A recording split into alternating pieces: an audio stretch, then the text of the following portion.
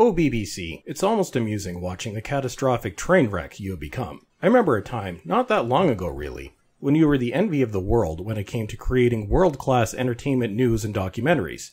Your quality was second to none. How far you have fallen. It was recently reported that white men need to stop explaining stuff. I guess this would be what you would call white mansplaining.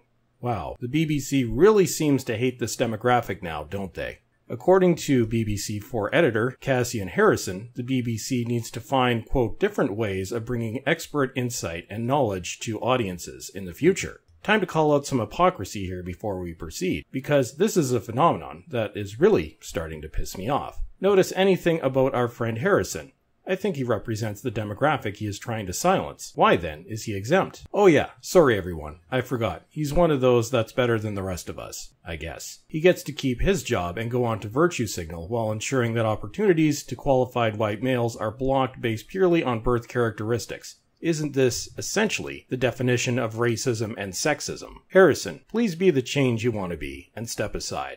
I'm sure he'll take this advice to heart. Well, back to the article. Oh my, it seems, quote, there's a mode of programming that involves a presenter, usually white, middle-aged, and male, standing on a hill and, quote, telling you like it is.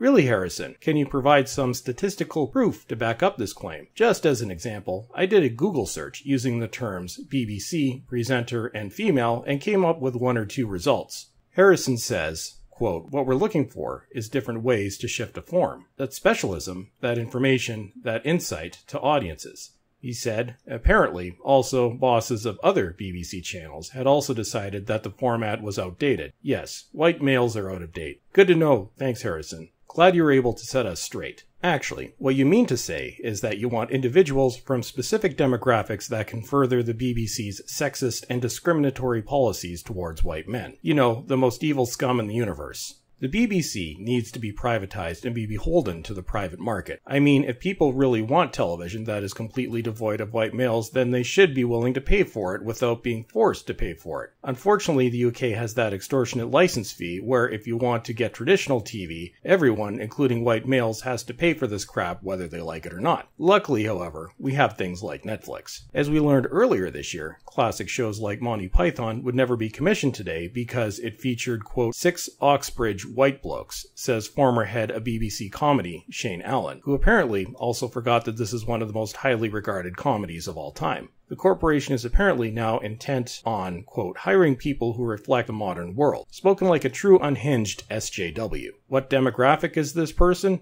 Oh yeah. Well then, Shane, since you are part of the evil white male demographic, perhaps you should pay back the money you've been paid by the BBC over the years. You're making sure that other people won't have jobs they've earned, so then why should you be able to profit from this? Oh yeah, that's right. You're better than the rest of us. Silly me. He then points to a show that apparently isn't very popular on BBC called Famalam, or something like that, which he uses to highlight the corporation's diverse new content, which focuses on, quote, women and ethnic minorities.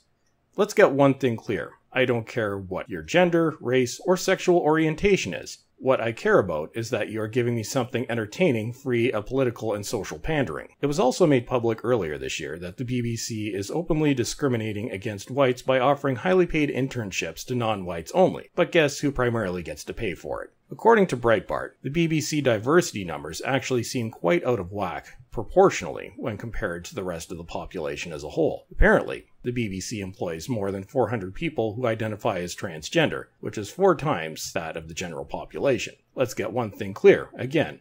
I don't care what you identify as long as it doesn't negatively impact other people. But here, it looks like you're costing qualified applicants jobs. Also, the proportion of LGBT staff members is almost 5 times the population of the country at large. This is hardly proportionally accurate, now is it? When Breitbart pressed the BBC diversity chief, whose name I can't really pronounce, and I'm wondering why this position exists in the first place, about the underrepresentation of heterosexuals in the corporation's workforce, apparently the only response was that, quote, more lesbians need to be hired. It's like the BBC itself has become a comedy at this point. And that's it for today. I've also revived my long-dead Twitter account. Link is in the description. So as always, everyone, thank you for watching, and have a great day.